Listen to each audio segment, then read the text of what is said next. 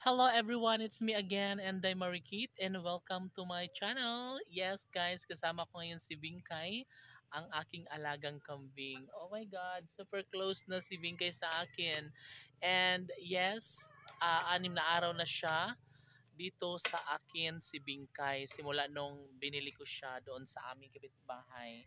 And yes, nag-iisa lang si Bingkay na aking alaga ngayon and kailangan ko po siyang ah bilhan pa ng isang lalaking kambing para hindi naman magiging boring ang buhay ni Bingkay dito. So, right now mga kaibigan ko ay pinapakain ko muna si Bingkay and maya-maya po lamang ay isisilong na natin siya dito sa kanyang kubo.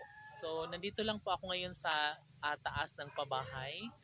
And of course, pinapakain at kailangan na mabusog si Bingkay for today video. And yes, kasama ko dito yung iba pa nating alagang aso, sila White at ano ba yun? Umalis. Sila White at Ate Chichi nandito sila. And of course, yung mga itik natin mga kaibigan ko ay nandito na sila lahat. So maya-maya po lamang ay isisilong na natin sila.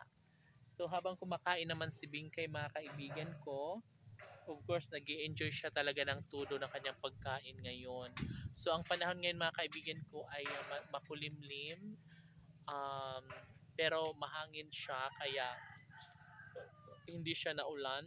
Ngunit malakas talagang hangin ngayon.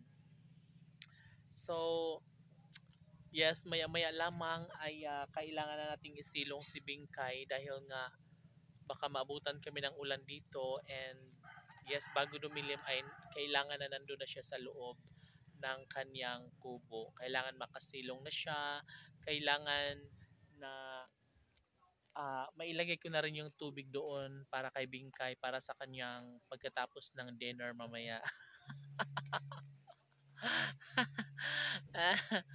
Oh my God. Yes, si Bingkay, magtingnan nyo si Bingkay mga kaibigan ko. Sobra siyang nag enjoy sa kanyang food and of course, ang pretty-pretty ni Bingkay mga kaibigan ko. Mestiza ang kanyang kulay and yes, busog na si Bingkay ngayon. Malaki na ang kanyang tummy. Di ba, Bing? Hi, Bing! Si Bingkay mga kaibigan ko ay sanay na rin siya sa camera. No? Tingnan mo. Di ba, Bing? Iba na ang mga alaga nating hayop ngayon ay mahilig na sa camera, pumo-project na and hindi na sila takot sa camera talaga.